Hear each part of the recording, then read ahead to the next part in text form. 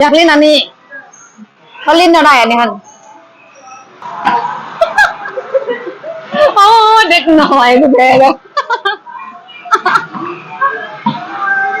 ไป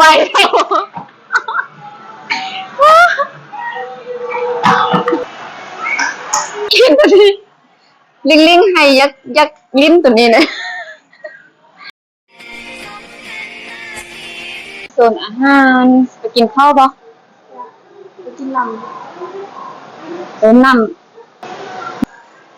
อันนี้เขาจะเอาไว้ใช่เนาะเติม200ก่อนไปเป็นบ่เป็นบ่ไปสร้างของกินก่อน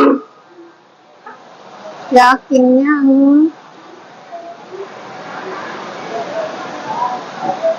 เบิ่งให้หมดก่อนก็ได้ไปเบิ่งคุณก่อนก็ได้ราดหน้าหมูทะเลโอ้มีภาษาลาวไก่ทอดซับเนี่ย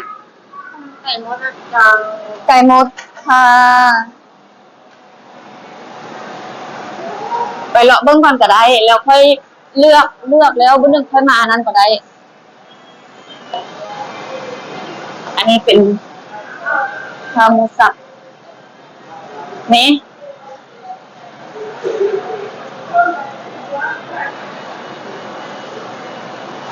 ตาหน้าแสบทั้งนั้น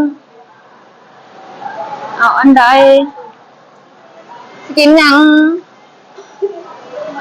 ข้าวขาหมูบ่กินยังเด้ลูกสาวกกนี่กินอันไหนตัดสินใจบ่ได้เลยกินอันนี้น่ะข้าวคลุกกะเพรานี่น่ะแน่ใจแล้วข้าวคลุกกะเพรา1ค่ะจะเอาไก่หรือเอาหมูค่ะข้าวมันไก่ต้นทอดจะเอายังเนาะเอาไปดีกว่าบอกค่อยได้กินเอาราดหน้าทะเลไปราดหน้าได้แล้ว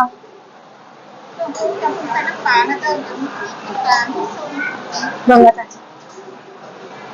อันนี้เครื่องปรุงราดหน้าได้แล้วมาเอาวางนะไปเอา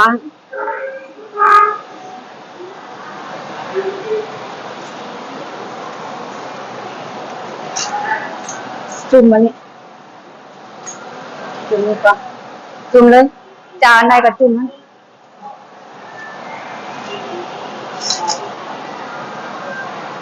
โอเคอันนี้มาอีกอันนึง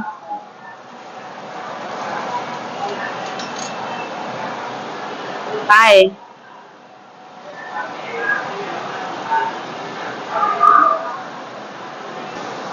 เสียบ่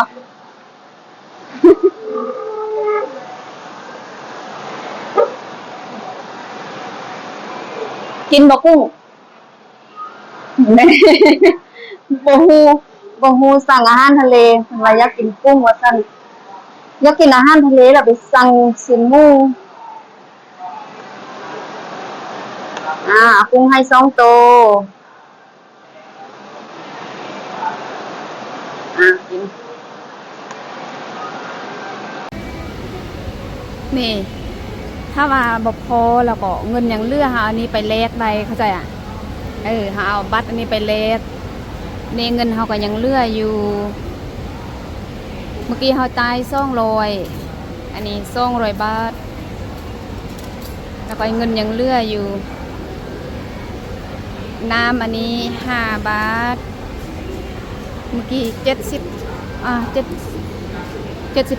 น้ำอันนี้10 บาท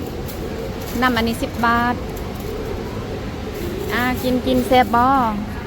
แซ่บตักอันนี้ให้นางเอากุ้งอีกมา ยิ้มอยู่ เพิ่นว่าอยากกินกุ้งอีกพุ่นน่ะเอ้ายังเหลือจักโตกุ้งยังเหลือ2โตเอาน้องกิน3โตเอ้า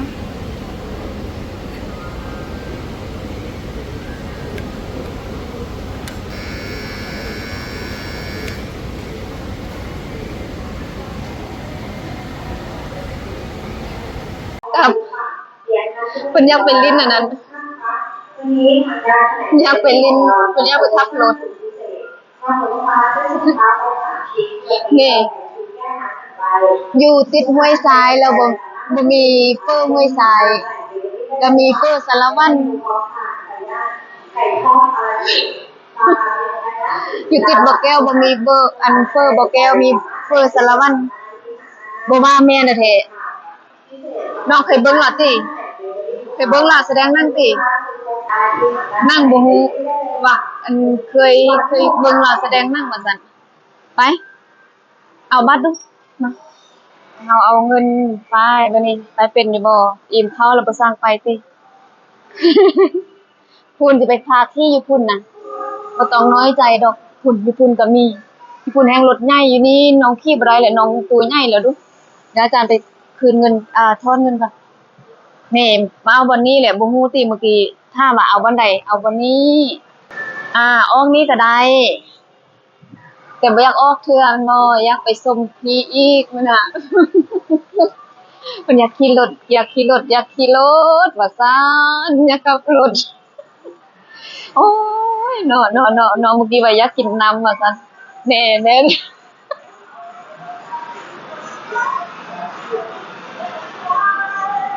อยากขี่อันนี้ติบ่อยากแหละบ่อยากสิพากลับได้ห่วยเพิ่น น่ะเพิ่นรักยิ้ม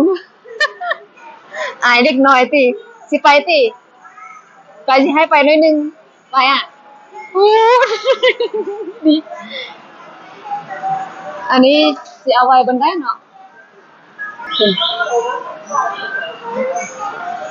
ไปให้ไปเบิ่ง1เหรียญได้ต่อ1ครั้งอีหยังอันนี้อยากขี่อันใดคุณเขาบ่มีเวลาไล่ได้เขาต้องใส่เหรียญยอดเหรียญสินั่งขี่ติ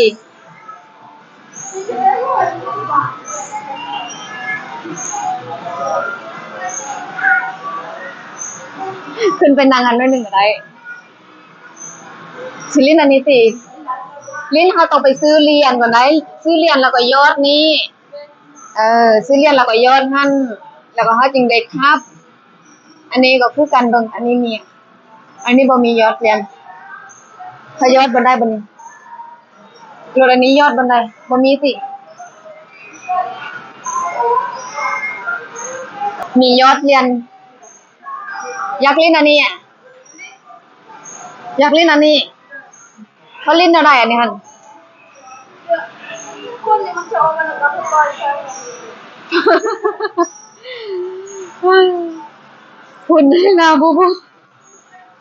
เขาต้องยอดเหรียญเขาต้องไปซื้อเหรียญญี่ปุ่นเขาเอาเงินเขาไปป้อนญี่ปุ่นแล้วก็เอาเหรียญมาแล้วเขาจึงได้ลิ้นได้นี่คืออันเขานี่ลิ้นเขาต้องป้อนเหรียญนี่เอาไปต่อ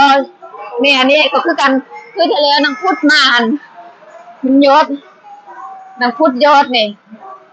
ซื้อเหรียญแล้วก็มาจับตัวนี้แล้วบ่ได้จักตัวเสียเงิน70 บาท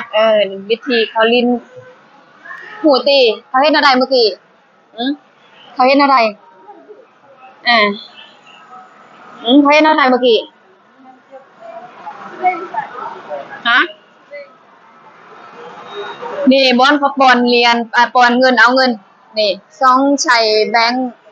เอาเงินหันปอนมันนี่แล้วก็เหรียญออกมาเขาก็เอานี่ซ่องรับเหรียญแล้วก็เขาจึงเอาไปปอนผู้ลาวผู้นั้นหันเฮ็ดเมื่อกี้หั่นน่ะเข้าใจน้องอยากลิ้นเปิดอยากลิ้นตัวใดคุณบ่ต้องยีมันโอ้ลองใส่เบิ่งได้โอ้เข้าแท้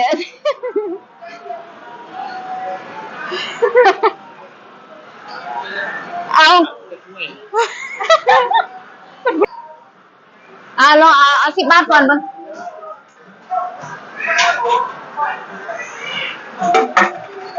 เอาเอาแม่มันบ่ได้มันเป็นอย่างไม่อยากให้ลิ้น ไอ้เติ้นเด้ลองมาป้อนมาดิเมื่อกี้เห็นลาป้อนมาได้บ่นี้ติน่ะ1 เหรียญเพิ่นบ่ได้ลิ้นเพิ่นบ่ยอมเพิ่น นี่เพิ่นสิลิ้นติ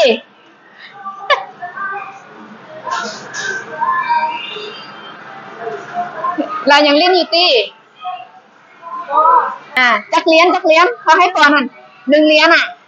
อันนี้หั่นติป้อนใส่คือบ่เอาเหรียญมันน่ะคือได้เหรียญอันนั้นอันนี้1 เหรียญเอามาแล้วเป็นหัว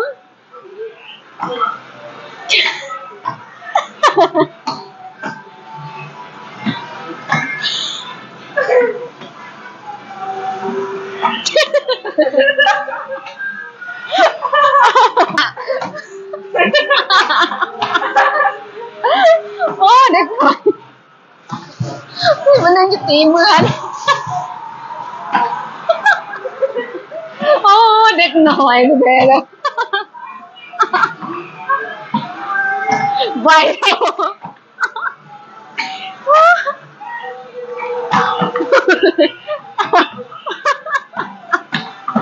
เดี๋ยวมันแน่ประทันกันอ่ะเน่ประทันโอ้มาจำทองไม่ประทันโอ้